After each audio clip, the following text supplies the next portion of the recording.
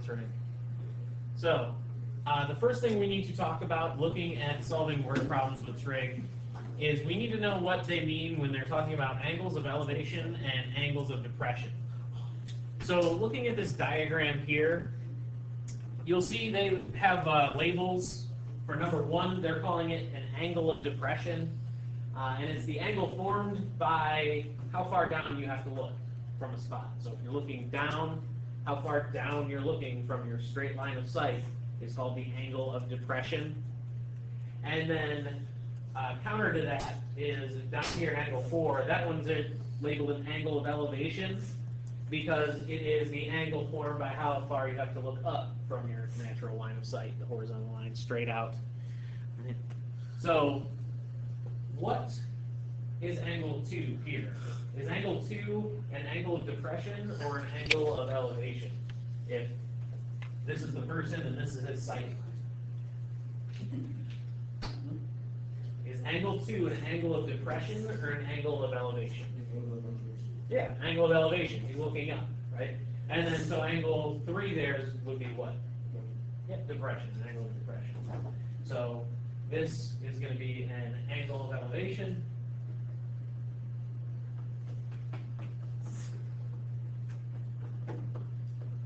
And this one here would be angle of depression.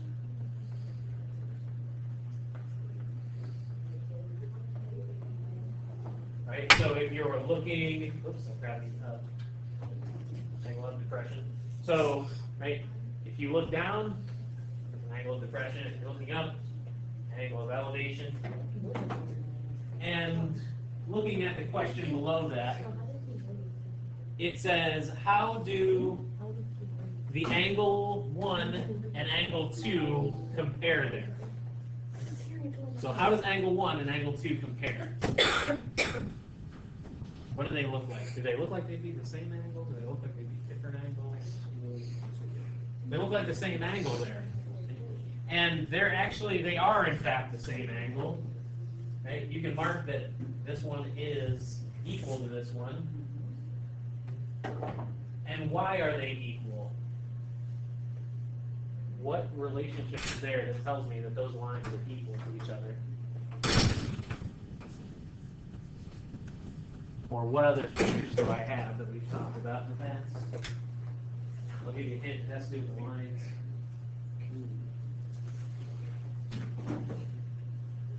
What kind of relationship do these dotted lines have?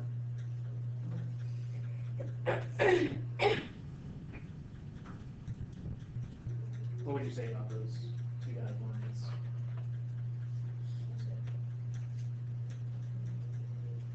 That's it. They're parallel lines. So if I have parallel lines, those angles are equal to each other. What did we call those? Does anyone remember? What do we call the angles? Because those lines are parallel, these angles are equal, and we had a name for those ones. Not equilateral. I get where you're thinking from, because that does mean equal angles. But no, this is what we were talking about. Parallel lines. We said we had, if they're on alternate sides of this line that goes through them, can I sit up? And they're on the interior of the parallel lines. Yep, that's fine. If they're on alternate sides on the inside of the parallels, they're called alternate interior angles. So that's what I would write here. I would take a note and say angle 1 is congruent to angle 2 because they're alternate interior angles on parallel lines. Remember, you can use shorthand for some notation there. Instead of writing out parallel, you can use those two parallel lines to represent parallel. Alright, so we get given information to solve a trig problem. For a reverse bungee ride, Regan stands halfway between two vertical posts. Two bungee cords extend from the top of the post to her waist at a height of 1 meter above the ground. We want to know how tall are the vertical posts. So, it's going to be a little hard to see in my diagram if I trace over it. This is the side X,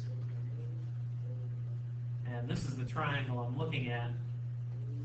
And I also have to be aware that this has a height of 1 meter, and from post to post, it's 8 meters.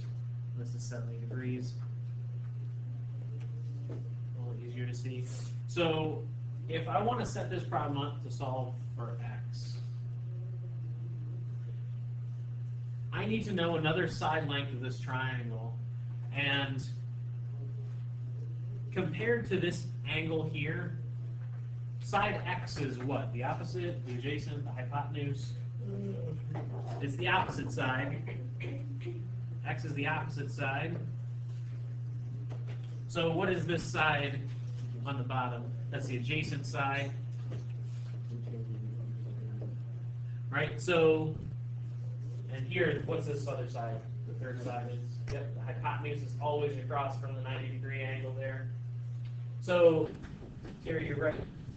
If we're looking at the trig formulas from SOHCAHTOA, the trig function that I can use in this situation is going to be tangent because I'm interested in the opposite side and I can find out what the adjacent side length is. And what is the adjacent side length here?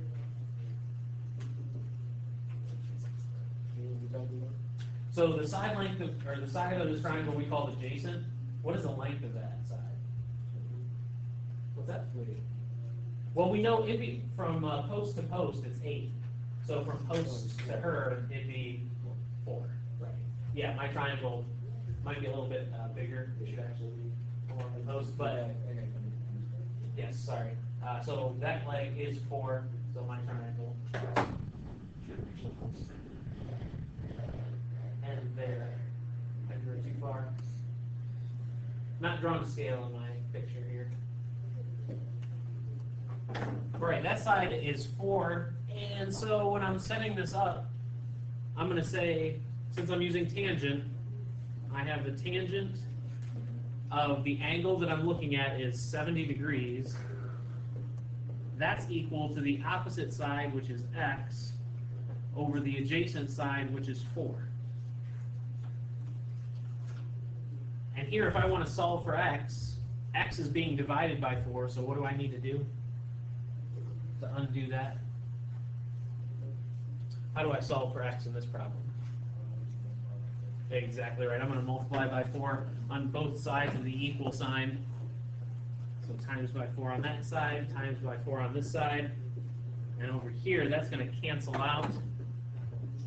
And I am left with X on the right side, which is equal to 4 times tangent of 70 degrees, which is, if I grab my calculator, making sure it's in degree mode. So 4 times tangent of 70 degrees is roughly 10.989. So I'm going to round that to, it's 10.9. I'm going to round it to the nearest whole number and just call that 11. And what is that? Is that 11 inches, 11 feet? What units have we been working with here? Yep, that's meters. So this is going to be 11 meters. Now, that's this leg of the triangle here. That side is 11 meters. The question was, how tall are the vertical posts? Well, the vertical posts also extend a little bit past the triangle that we set up to solve for that side length, right? What do I have to do to find the total length of that post if this has an extra 1 meter there? I want to find from the bottom of the ground to the top of the post, and I found this length. So what do I need to do with the number?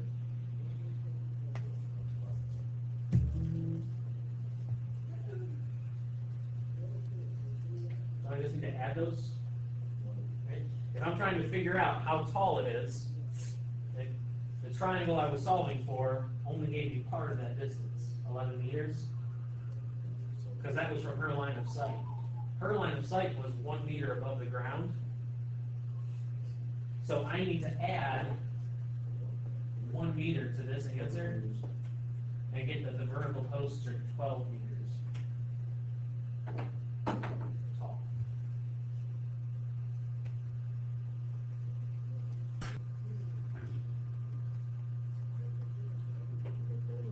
All right. So solving a similar problem, Nadim sees a tour bus from the top of the tower to the nearest foot. How far is the bus from the base of the tower? So the side of this triangle that we're trying to solve for is the distance from the tower to the bus.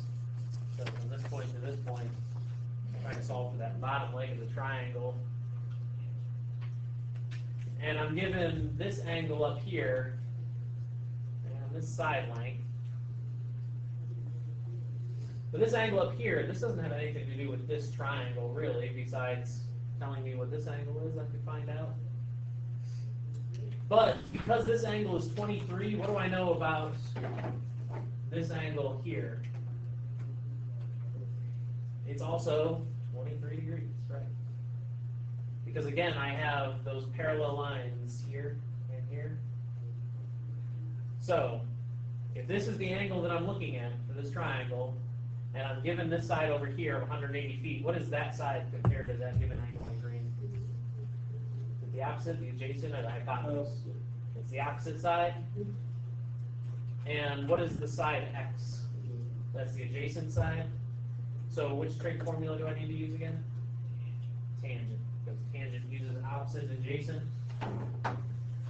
So here I'm going to set the problem up as the tangent of my given angle I was looking at was 23 degrees is equal to the opposite side, 180 feet, over the adjacent side, x.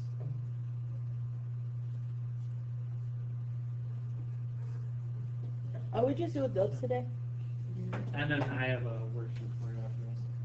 These notes aren't going to take very long. And then what do I need to do to solve for x here? I need to do it a little bit differently.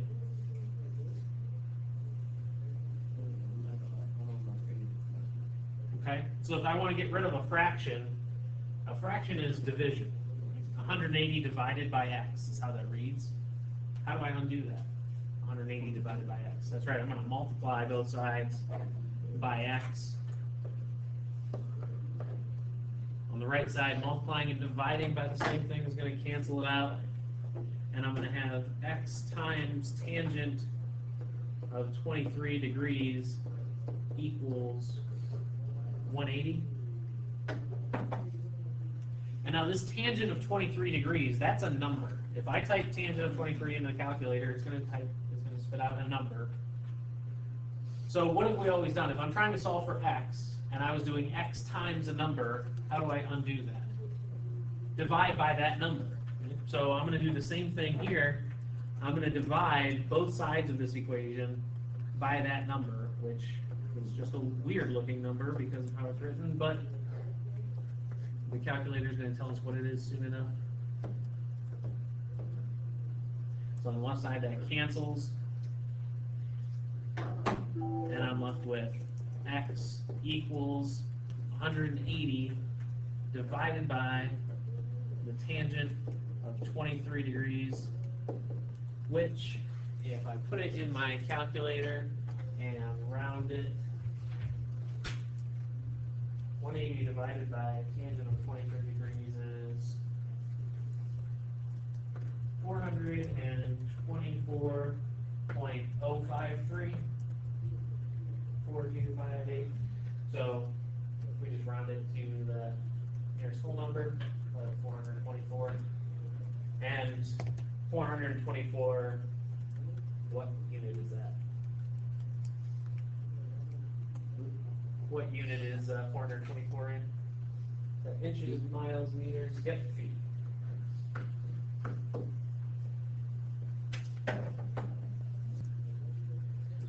Alright, so we can also use trig to find triangle area. And this is kind of giving us an idea of how they're finding these formulas. So using trig to find the area of this given triangle. Now the area formula for a triangle is equal to 1/2 the base times the height. Knowing the height is hypotenuse that would be there in any triangle. So if we drew in this side H, we could say that side H is also equal to C times sine of A because of this work they have here. So that's how they're deriving these formulas. If I don't know the height, I can just use trig functions to find out what that height is. So these formulas, notice the sides they're calling A and little a, C and lowercase c, B and lowercase b.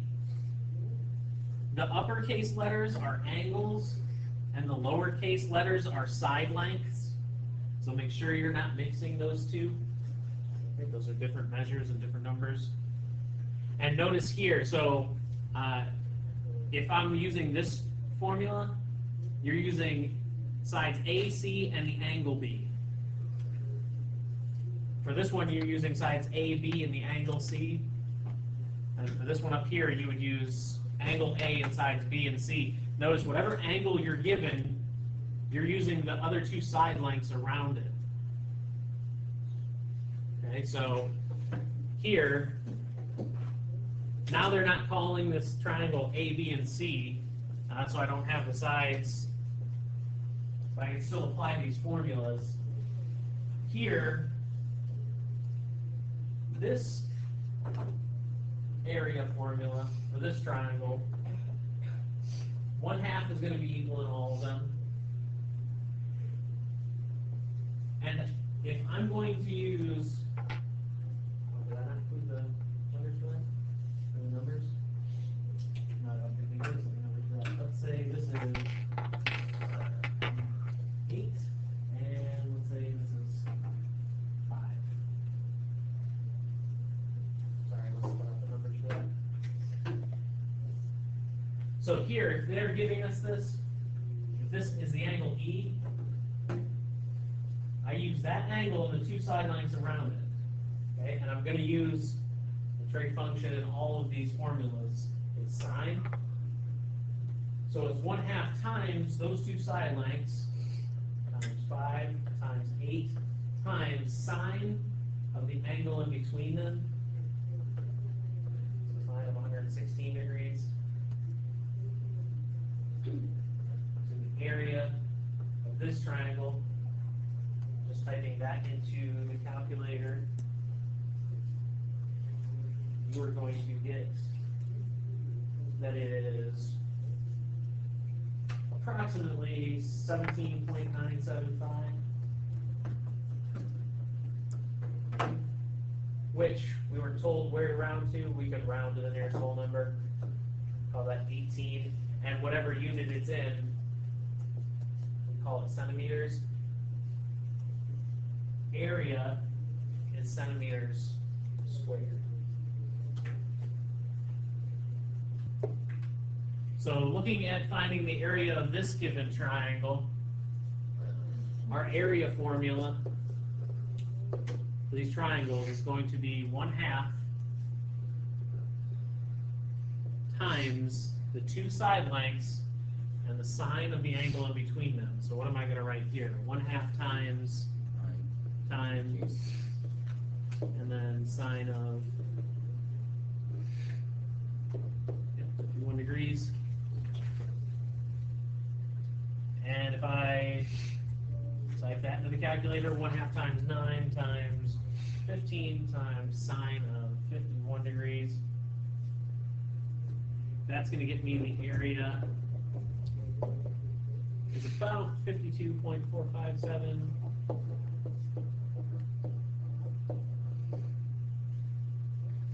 And yeah, they don't tell us where to round, and they're not giving us any units here. So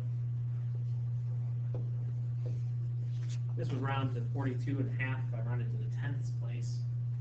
And again, say these were inches. If I was working with inches, my area would be inches squared.